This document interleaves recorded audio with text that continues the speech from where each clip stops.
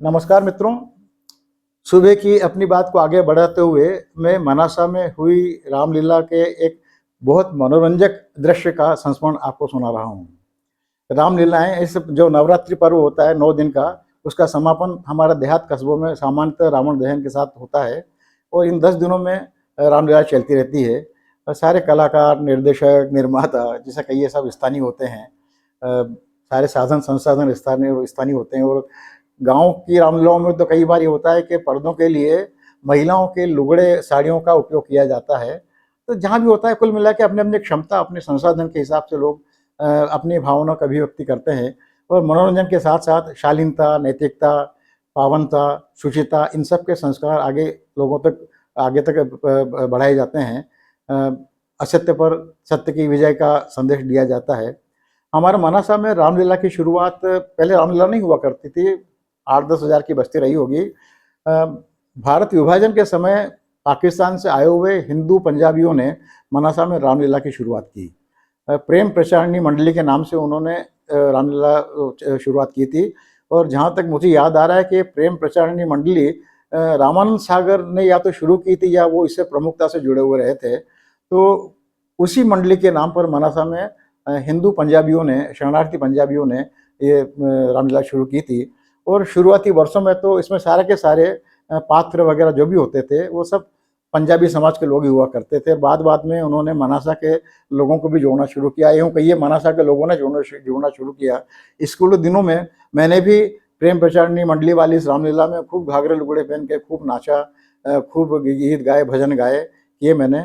इसके बाद में हुआ क्या कि इस प्रेम प्रचारिणी मंडली से प्रेरित होकर मनासा के लोगों ने अपनी एक रामलीला शुरू करने का फैसला किया। उसका नाम रखा गया आदर्श रामलीला। अब उसका मैनेजर, निर्देशक कौन मुझे याद नहीं आता, लेकिन उसमें हम सब स्थानीय लोग हुआ करते थे। इस रामलीला में मैंने भी सती सुलोचना की भूमिका अदा की थी।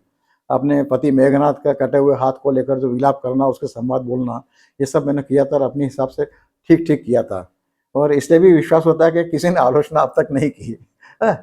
तो इस रामलीला में सारे चूँकि लोग स्थानीय हुआ करते थे। हमारे इस रामलीला में एक मेघनाद रावण संवाद में ऐसा विचित्र दृश्य उपस्थित हो गया जिसकी कोई किसी ने कल्पना नहीं की थी। मनासा में एक थे हमारे कान्हा महाराज, उनका पूरा नाम कन्हैयालाल शर्मा था। ये मुझे अब मालूम पड़ा कुछ वर्षों पहले, जबकि रतलाम आए हुए मुझे 40-42 बरस हो गए हैं। तो वो सारे मनासा के कान्हा महाराज थे, अखाड़े के अच्छे पहलवान थे। पेशे से वो सिलाई का काम किया करते, दर्जी का काम किया करते थे, लेकिन बहरे थे और उनकी दुकान गणेश मंदिर वाली सड़क पे, जो हमारी मुख्य सड़क है मनासा की, उसमें सड़क पे एक मुख्य सड़क पे उनकी दुकान थी, टेलरिंग दुकान थी उनकी, दर्जी की। तो हम सब फुर्सती लोग उनकी दुकान पे बैठा करते थे। उनकी दुकान हम फुर्सती लोगों की अड्डा थी गप गोष्ठी के लिए, जैसे कोई काम नहीं होता वहाँ इकट्ठा हो जाता और वहाँ जाकर हम लोग अपने चकल्लस किया करते थे। कान्हा महाराज चूँकि बहरे थे, वो तो सुनते नहीं थे, तो हम ही लोग आपस में बात किया करते थे और वो इतने भले आदमी थे कि उनका ग्राहक खड़ा रहता था, उसको बैठने के नहीं कहते थे और हम बैठे-बैठे गप गोष्ठी करते थे। उन्होंने कभी हमको उठने के नहीं कहा। बहुत सज्जन आदमी थे, न धोखा लेना, न माधो का देना, अपने रास्ते जाना, अपने रास्ते आना। बहुत सीधे से, बहुत ज़्यादा पढ़े लिखे भी नहीं थे और अपना जीविकोपार्जन बड़ी शालीनता से कर रहे थे वो। पता नहीं किसी ने उन्हें सुझाया या उन्हें खुद सूझी, उनके मन में आ गया कि मैं भी रामलीला में पार्ट करूँगा। हमारे मनासा में रामलीला में भूमिका करने को पार्ट करना कहा जाता है। वो पहुंच गए हमारे रामलीला के मैनेजर के पास। मुझे लगता है शायद मांगीलाल जी, विजयवर्गीय जी, ना मांगीलाल जी डांगड़ी कहते थे, मास्टर साहब थे, वो हमारे शायद निर्देशक थे।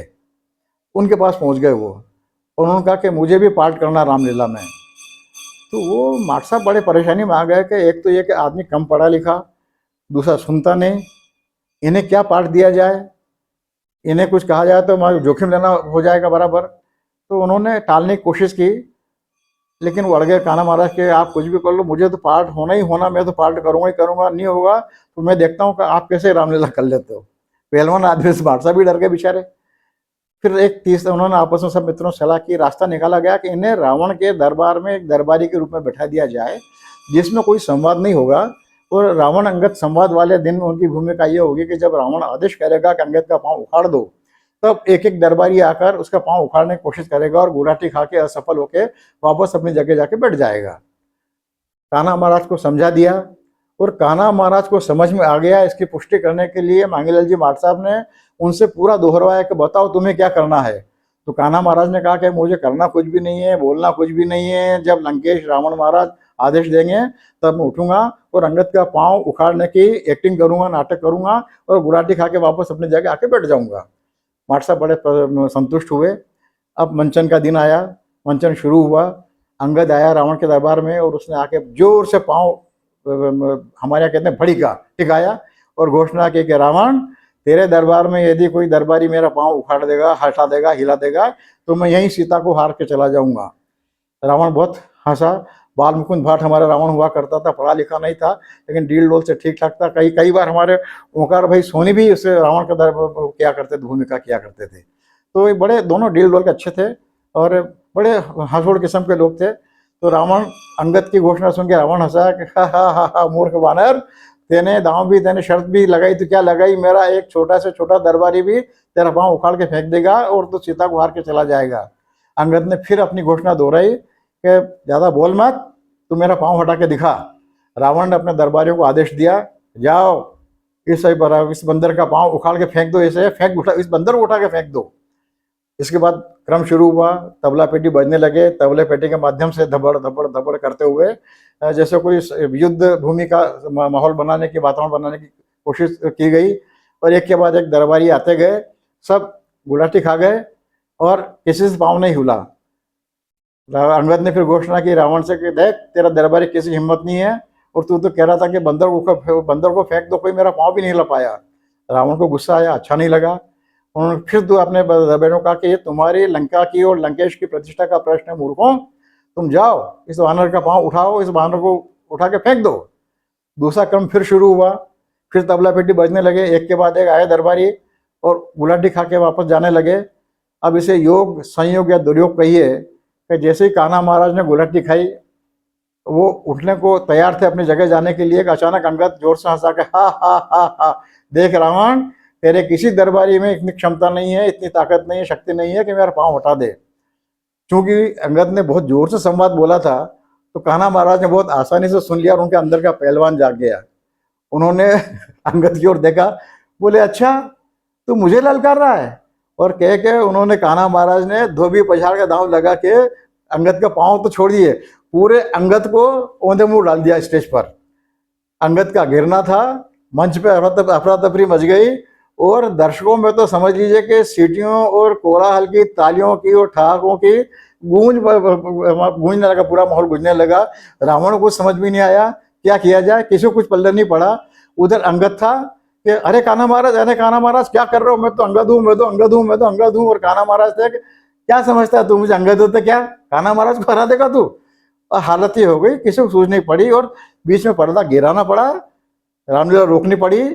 और बड़ी थोड़ी देर बाद, यानी पर्याप्त समय बाद, जब सब कुछ सामान्य हुआ, फिर मंचन शुरू हुआ। लेकिन तब तक उसके बाद शेष रामायण में किसी को आनंद नहीं आया, क्योंकि कान्हा महाराज ने अंगद को धराशायी करके, धूल दूषित करके मंच लूट लिया था। और उसके बाद में ये किस्सा आज तक मनासा के लोगों में जब भी रामलीलाएं होती है तो कम से कम एक बार तो ये किस्सा याद आता ही आता है, और यार लोग ऐसे बड़े मजे ले लेकर सुनाया करते हैं। मुझे लगता है कि ये किस्सा मेरे यहाँ हुआ, ये अनूठा नहीं है।